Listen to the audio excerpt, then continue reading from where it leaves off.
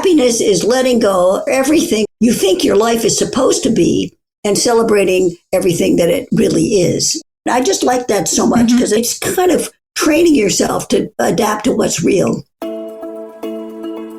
Welcome to Aging in Style with me, Lori Williams. I'm an optimist by nature, and I believe you can follow your dreams at any age. My grandmother's journey with dementia ignited a passion in me to work with seniors. I've spent the past 13 years learning about seniors and aging.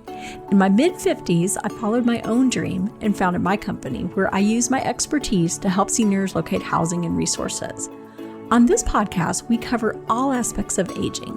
Join us each week to meet senior living experts and inspirational seniors who are following their dreams. The fact is, we're all aging, so why not do it in style?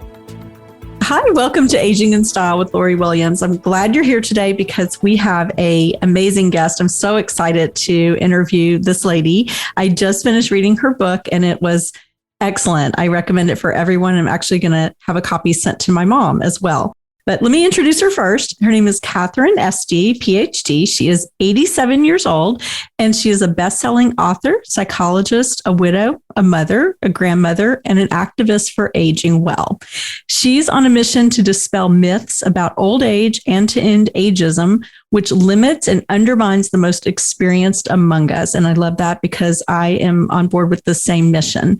Katharine lives in a retirement community west of Boston, and her recent book, the one that I just finished reading and sending to my mom, is called Eightysomethings, a practical guide to letting go, aging well, and finding unexpected happiness. So welcome, Katharine. Well, thank you so much. I'm just very pleased to be here and talking to your listeners and sharing some of what's happened to me that I think is interesting in terms of being older myself. And when I turned 80, it wasn't always that way. I was in kind of a funk. And it was sort of capped off when I took a small hike up a very small mountain that I had hiked up for 40 years.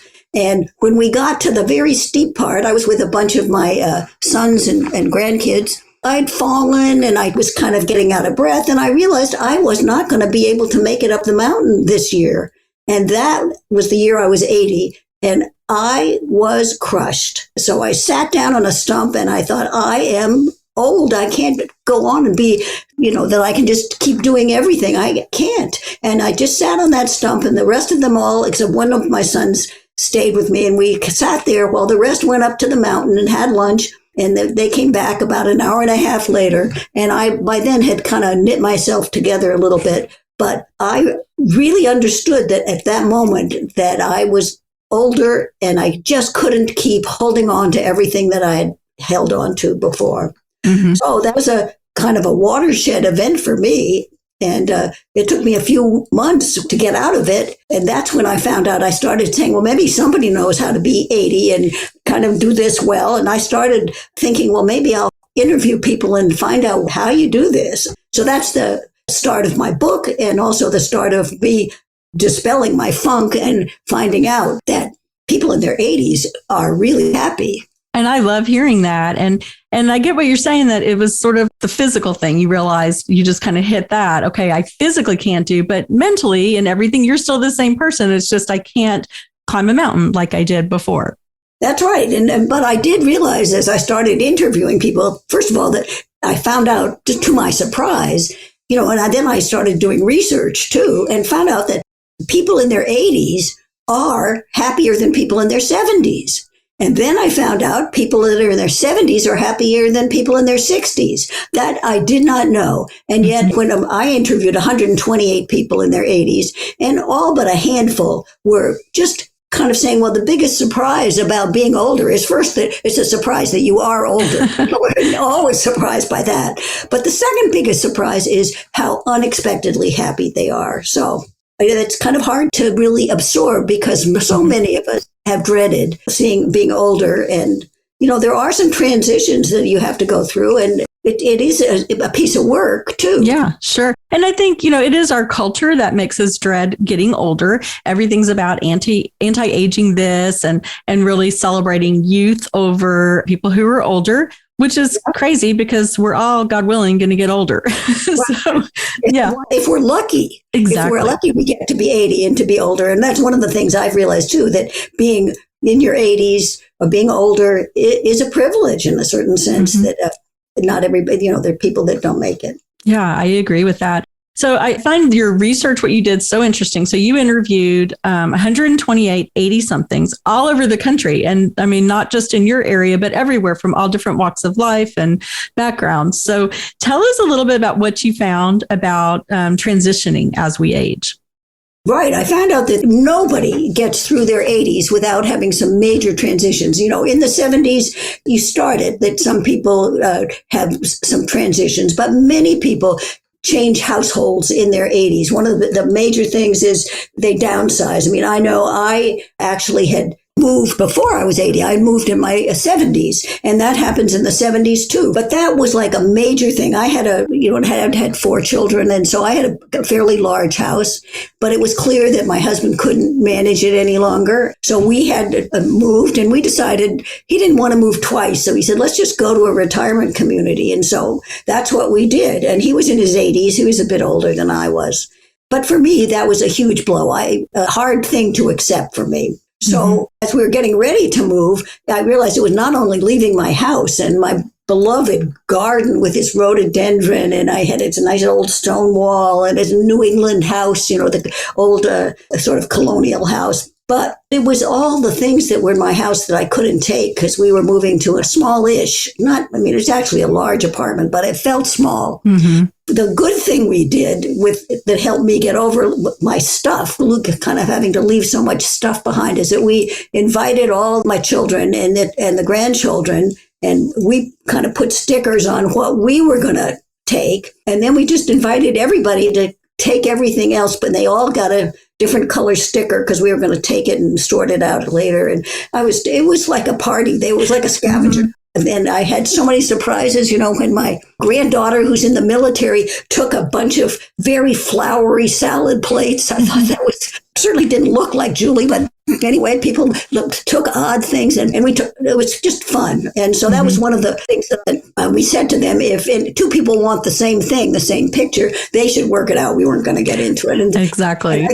In honor of my husband and me, they did it. So that was another kind of learning. But it is hard, and it's very hard to leave your home. But the big surprise for me was I never missed any of those flowery salad plates. And once you're in the new place, your mind just doesn't think back. The only thing was I'd given up maybe too many books. And I gave away a lot, but I brought some. And since I got here, I've been allowing myself to buy more. So you kind of get in a place in your life where you don't want more stuff, but I buy an occasional book.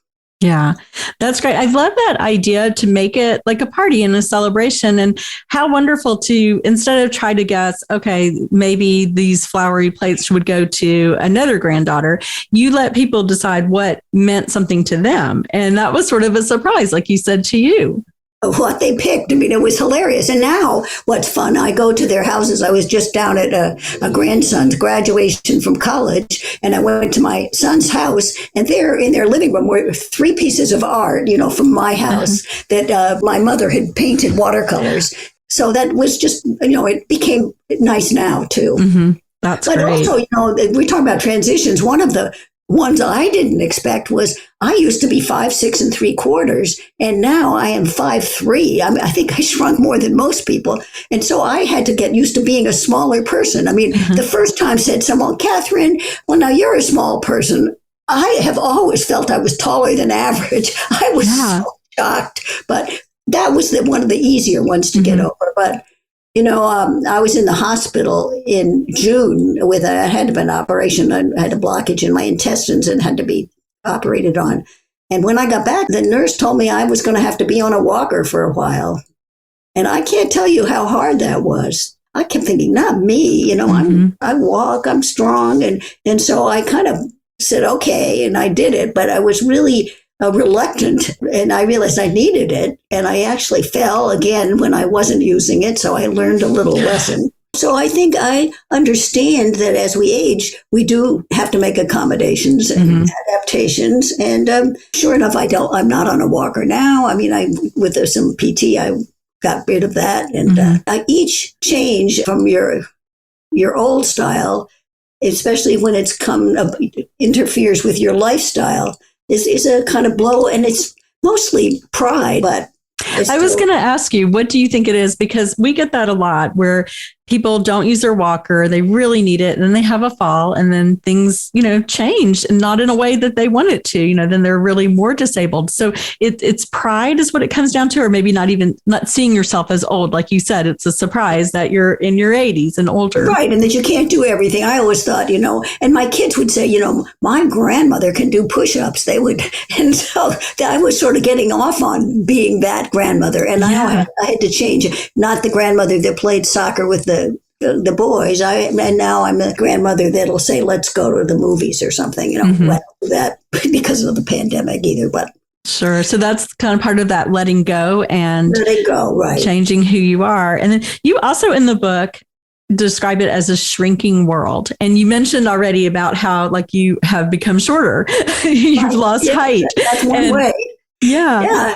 And, as I've been in my 80s, of course, we've all traveled less because of the pandemic. That's it's kind of been superimposed on our way of life. But everybody in their 80s gradually, there's some people that go on cruises but many people travel less. And especially as you go from 81 to 89, there's a lot of changes there. And so it is a smaller world. And then many people have a smaller circle of friends and they kind of have some very close relationships. Now, if you come to a retirement community, as I did, I have lots of new friends too, because it's a good way to keep making new friends. And that's been important to me. But it's still, I spend a lot of time in this building. It's a big building, our retirement community. I don't, compared to my former life where I worked and would get in the car and go to my office and have an office and have a work life. I was head of a principal in a business too. And then I was a psychotherapist for 40 years. And I just actually retired from that this November at 80. Oh, wow. at 87. My practice had gotten smaller. It was like less, it was like a 1/3 of a practice, but I was holding on to my practice and kind of afraid to let go. And once I let go, I realized, it was time. And I was happier, less stressed. And that's something also in your book that I recall reading about letting go of certain things, people who want to be on every board or, busy and this and that, and how in your 80s, you kind of step back and go, I don't want to do that anymore. Except some people don't, Yeah. You're right. I think a lot of people that have good common sense. Aging is all about common sense and kind of being in touch with what's real and what's really pleasurable and not just holding on principle. I love this quote that I use all the time, which is happiness is letting go of everything you think your life is supposed to be and celebrating everything that it really is. And that's by a novelist. And I just like that so much because it's kind of training yourself to adapt to what's real. So, but people resist. I'll tell you about one of the people I interviewed. Her name was Edith, and Edith lives in Ohio. And when I interviewed her, her husband had just died, but she and her husband had moved into a retirement community, and she couldn't get herself together to sell her house. And she couldn't afford to have two things going, an apartment and a retirement community house. And she said, I know this is terrible, and she says, it's just me. I'm in 4 book groups and I'm singing a choir. And she was just somebody who was trying to maintain her old way. And she said, lifestyle? She said, I sleep in the retirement community. Then I go back to my house and have lunch and work in my garden and maybe have a friend over for tea and have my book groups when they meet. And she said, I know that making me stressed out because I know this is not the right way to do.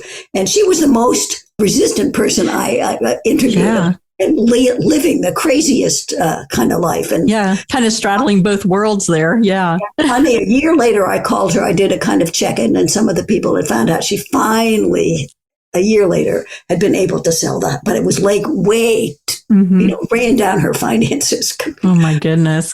I know some other reasons people resist. And I know in the book you mentioned some people, it's mindset also. I think there was one lady you talked about, she moved in and it was just really like her attitude, like she didn't want to get to know people.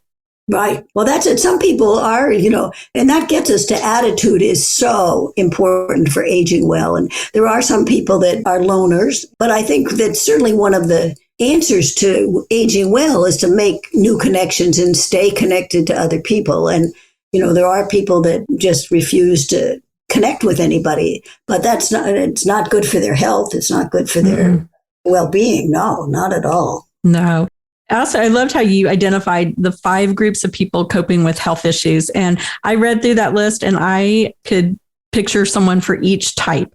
Do you want to share a little bit about those 5 types? Yes, and it ties in with what we're saying because I was in my trying to climb this mountain, Cat Mountain it was, in the Adirondacks. I was holding on to who I had been, and that's one of the styles. So the styles that I talk about, there are people that deny, and that's also Edith that denied that she couldn't have 2 houses. I mean, it wasn't realistic and you can't have 2 houses in the long run. But the deniers just keep doing what they've done. And it's really dangerous because some of them deny that they have cataracts. I mean, I know a guy that he couldn't really see well, but he thought he knew the roads well enough so that he didn't need to read the signs. And one guy that was doing a lot of woodworking and had Parkinson's, and with those power tools, his wife was going crazy.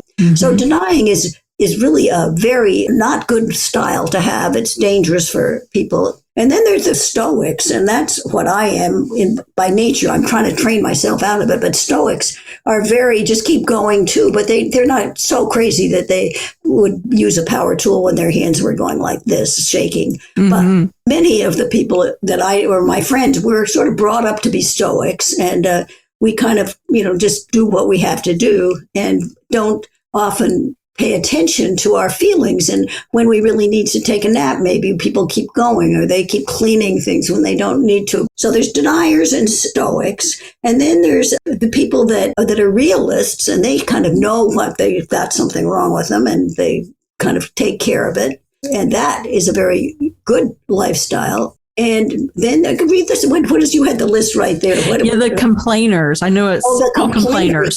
The complainers, and they're the ones that are very unpopular.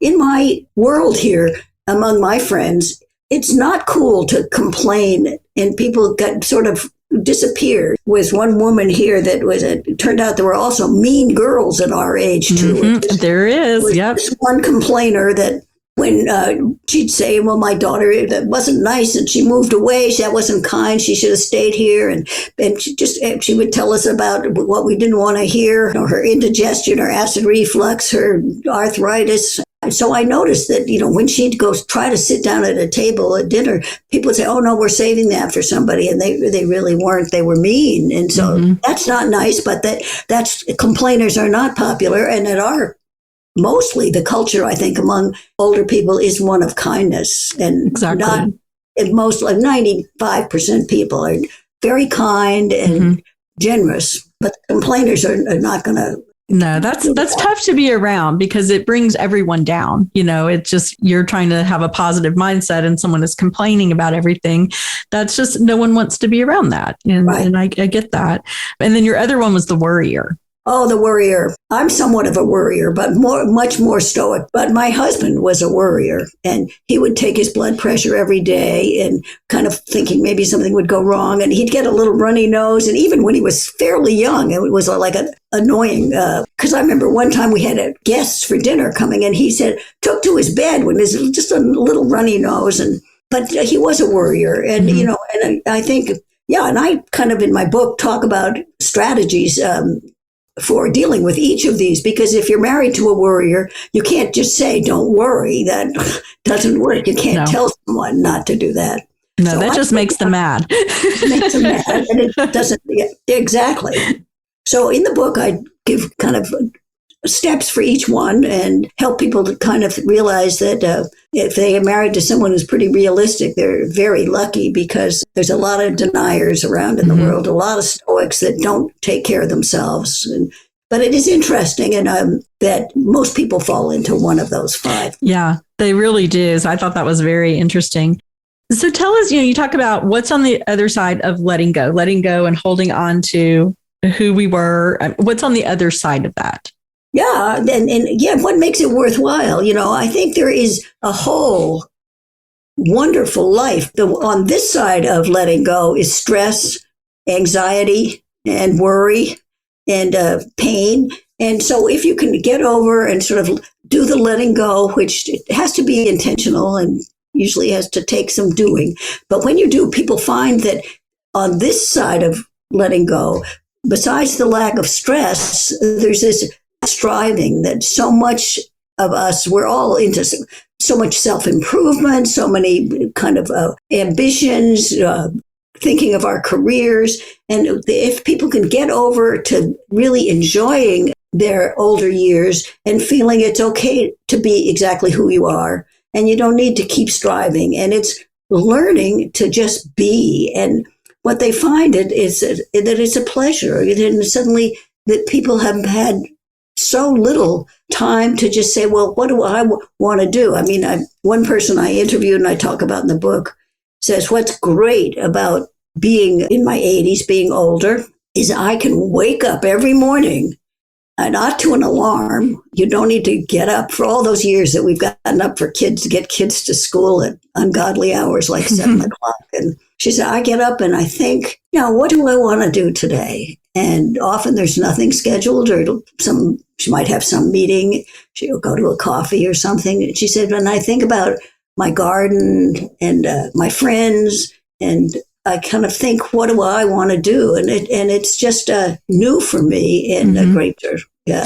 So you do the things that bring you joy, which is probably why those in their 80s are the happiest. Right. They have time for it. And I think all the time, I think, especially for women, friends are always important in their life, I think. But people often say, well, let's have lunch. And yet people that had jobs, it's kind of hard to squeeze it in. And yet, as you get into your 70s and 80s, there's more time to schedule being with the family you want, your friends, and have time for tea, a leisurely, 2-hour lunch, a tea in the middle of the afternoon, all kinds of new possibilities. But there's other kinds of possibilities, too, on the other side of letting go. I mean, what I see is there's really a choice do I keep trying to repeat my life on the other side, or do I kind of create a new life and do some new things I hadn't done? And I think a lot of the tang and this real pleasure comes from doing some new things. I know I can tell you what I've done that's different. I never took classes at all. And now I take a Tai Chi class and I take a Zumba class, which is a wonderful, both of them are, the Tai Chi is kind of meditative and soothing. And I do meditate now. But then I go to this dance class, which is just so much fun. The other thing is I have a new love, which is kind of interesting at my age, and a boyfriend. And he's one of the people one of the things he's done is he never did any art at all, but something got him thinking, well, I'd like to go to the art class. So he went and had never held a piece of charcoal in his hand or a paintbrush or anything.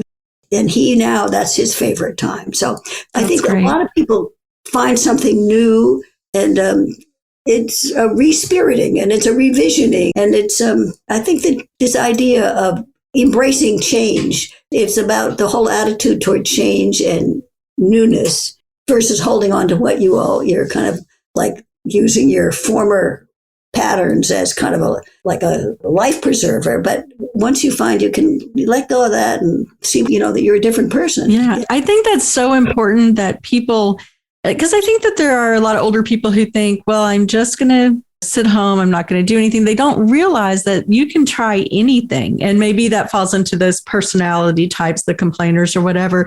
But even like my grandparents passed away in the early 80s or early 1980s. They were in their 70s. But I remember visiting them, and it was just, they talked about when they died, it was always, when I die, this is what I want. And it wasn't ever like experiencing anything new. Like that was never a thought. And I think people have come a long way since that time. Yes, they have. But I think, in fact, sometimes when people get very down the line in the last stages of life, it makes sense to talk about when I die. But what I think has happened is we live so much longer. We have this additional 40 years. When I was born, the average person died at 65, and that's why Social Security was pegged at 65. Now, the average person is much closer to 78 or 80 that is what people live to. And so that means the other, like half the people live to, there's in their 90s and 100s. And they say that a good chunk of the babies that are born now will live to 100. And we have people that are 100 walking around this place. And absolutely. And working with seniors as I have for 15 years, I can tell you, I recently moved someone who was 100 years old into independent living. And as I shared with you before we started the podcast, some of my best friends are in their 90s. Yes. And that's why I think it's so important to have you on and talk about this. And I've had other people in their 80s and 90s on the podcast just to show that we can still keep living life. It's just maybe we change. We can't do some of the things we used to physically do, but there's so many other things. And one lady I had on, she's 81 or 82 now, and she skydives. And she takes groups of other people up skydiving. And I'm like, that's amazing. That's amazing. That is truly amazing. I know. And the other thing is that, the research I found too, there's so much good news that the average person doesn't know. And one of the things is we used to think that you can't teach an old dog new tricks. And that I had heard growing up that, every glass of wine you have, you lose some brain cells. So I kind of think if you get old enough, you'd have an empty head, with no brain cells left. But the fact is, we've learned, and this is actually in the last 20 years that we've learned that people can learn. The brain keeps developing. And so that learning is now a huge part of it. And lots of people are in these retirement communities where you can take courses and give courses too. And that sort of learning, this idea of lifelong learning has taken hold. But they also, what we didn't know 20 years ago is that the brain can heal itself. So if people have trauma and a stroke or something, that many people recover completely. I mean, we have this person that ran for Congress about a couple of days ago, and then he had the stroke the next day and he was fine. So there's many more. Modern medicine has extended our life, and our brains can heal. So that's really, we didn't really know that before. We kind of thought it was all decline, and people still in their mind think, you were talking about the culture, Lori, and I think we do have a culture of youth, and people try not to look old and try not to have wrinkles, and who knows how much money is spent on cosmetics, tons. But the other thing is that I didn't know, as a psychologist even, that the research shows that people in their 70s and 80s, their emotions are healthier in a sense that they have less anger, they're less intense, less worry, so they kind of people calm down and kind of mellow out. And I know as a psychotherapist, I've had some couples, and, couples in their 20s, they throw things and shout, but people mellow out and kind of make their peace with the world. So, and that is new too. We didn't understand that. I think that's interesting because I'm closing in on 60. I'm just about a year and a half away from that. But I find that as well, that I am just much calmer. And just, I think it's all of like a point of knowing who you are, really knowing who you are and liking who you are, really achieving the things you want to achieve, and just, kind of knowing your path. I didn't know my path until I was, my kids were older and, kind of got an idea of what I wanted to do. But I definitely see that in my aging process, that I'm just coming more into who I am. And you're on the brink with 60, as I've said, in that happiness zone. It's true. And you have found your path. And I do think that at every older age, you get the chance to be who you really are. When you're in the middle of life, middle age, young adulthood, many of people have jobs which they don't get to figure out what they would want to do. They have very little spare time. Exactly. And when we get my age, people, they don't want to have just leisure for their life and just playing, it's, I think, a false hope that you could play golf all day long or Parcheesi and bridge or whatever. People I found that 80-year-olds are happiest when they have a purpose, and maybe they have a volunteer job, maybe they have a hobby that they love. but that people still need to be contributing in some way. Exactly. And we've had several podcasts where we've talked about that purpose. Everyone needs a purpose. And I totally agree with that. I also think that the change over the years in retirement communities and what they've become are amazing and also lend themselves to people living better quality of lives, because these communities have all kinds of things you can do, like art lessons, like Tai Chi, like, learning to meditate, all these things where, maybe 15, 20 years ago, there was only bingo, there's only nursing homes, which was for very sick people. It was that kind of the place of last resort. And a retirement community with independent living is more an alternative lifestyle. Yeah. Oh, absolutely.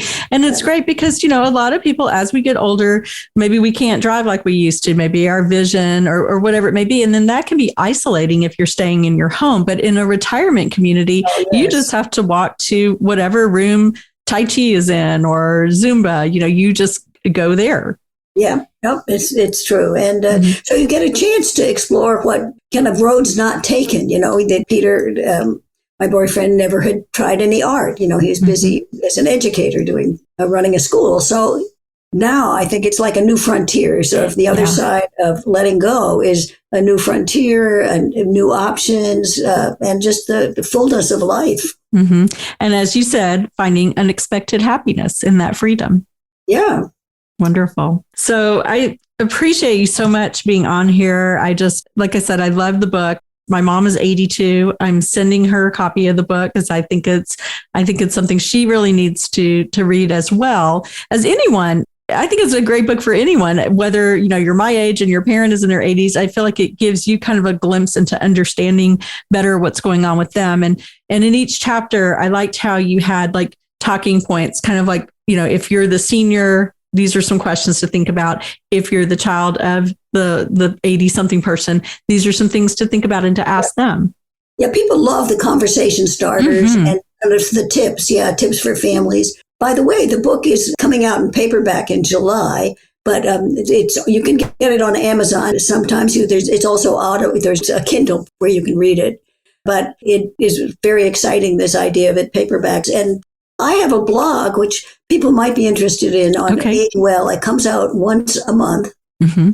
They could go to katharineesty.com and get to my website and then just go to blog. And I have a whole series. I've done one a month and they're all there about aging well. And it's from a psychological point of view. There's more guidelines on finance and kind of the nuts and bolts of medical things. But what is kind of unknown to people is the whole psychological life of 80 people in their 70s, 60s, 70s, 80s, and what we're really like and what matters to us. So hope people find it. And your website's wonderful. We'll put it out there as well because you've been interviewed a lot on podcasts.